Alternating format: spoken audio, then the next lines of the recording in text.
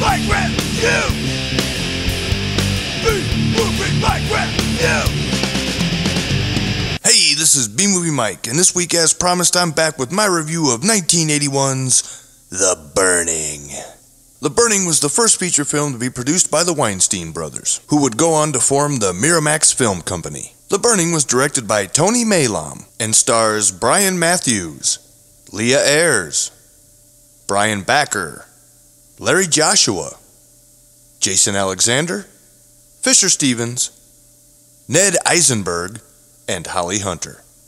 The Burning features a musical score by Rick Wakeman, who's the keyboard player for the prog rock group Yes, and features special makeup effects by Tom Savin. The story of The Burning is loosely based on an old urban legend called the Cropsey Maniac that was a popular story to tell around the campfire at summer camps in the upper New York State area. In this version of the popular tale, Cropsey was an abusive alcoholic caretaker at Camp Blackfoot. And one night, 5 young men attending the camp decided to pull a prank on old Cropsey to get back at him for being so mean. Unfortunately, the prank ends in tragedy as Cropsey is nearly burned to death and left horribly disfigured as a result. 5 years later, Cropsey is released from the hospital and returns to the area where he was burned to seek revenge on those who were responsible for his disfigurement. Camp Blackfoot was burned to the ground as a result of the prank that was pulled on Cropsey. But Todd, one of the 5 young men that was responsible for the prank that was pulled on Cropsey, is now a head counselor at Camp Stonewater.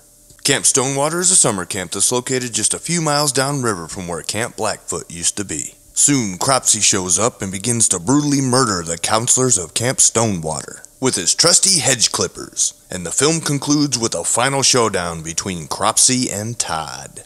Overall, I really enjoyed The Burning, and in my opinion, it contains all of the elements that I look for in a classic slasher film. But that's not to say that this film was without its share of flaws. The direction seems to be a bit unfocused, as some of the scenes go on too long, and the ending seems kind of thrown together. And also, there's a lot of day for night shots that just don't work and only cause confusion for the viewer as to what is going on and when. Only the campfire scenes were actually shot at night, and everything else was shot during the day. And when they cut back and forth from the campfire to scenes of other characters walking through the woods, it just makes it feel really choppy and hard to follow. The script is another problem. It has a piecemeal feel to it and definitely reeks of having too many cooks in the kitchen. Now, I did enjoy the character development and the relationships between the camp counselors, but I thought that the Cropsey character was underwritten and underdeveloped. They say that Cropsey was a mean drunk that victimized the young campers at Camp Blackfoot, but in the film, he just comes off as a pathetic drunk. We never really get to see what he did to motivate the 5 guys that prank him, and as a result, they're the ones that come off as sadistic and cruel instead. The editing is another weak point of the film, and it does take away from the impact of some of the scares. The ending of the film could have definitely benefited from a little more attention in the editing room. The acting, however, is above average for this kind of movie, and Jason Alexander and Fisher Stevens really bring a sense of realism to their characters and provide much of the film's humor. The makeup effects work by Tom Savin is of course the main attraction of the film,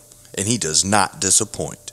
In fact, Tom's work on this film, especially the raft massacre scene, is the reason The Burning landed on the British Video Nasties list, and was also banned in several countries. Unfortunately, The Burning is another film that has yet to receive a Blu-ray release. So for this review, I had to watch the MGM 2007 DVD release of the film. That features an English mono audio track and a widescreen 1:8:5:1 film transfer. The DVD is kind of light on special features, but it does feature a commentary by the director and film journalist Alan Jones, as well as a featurette called Blood and Fire Memories featuring Tom Savin.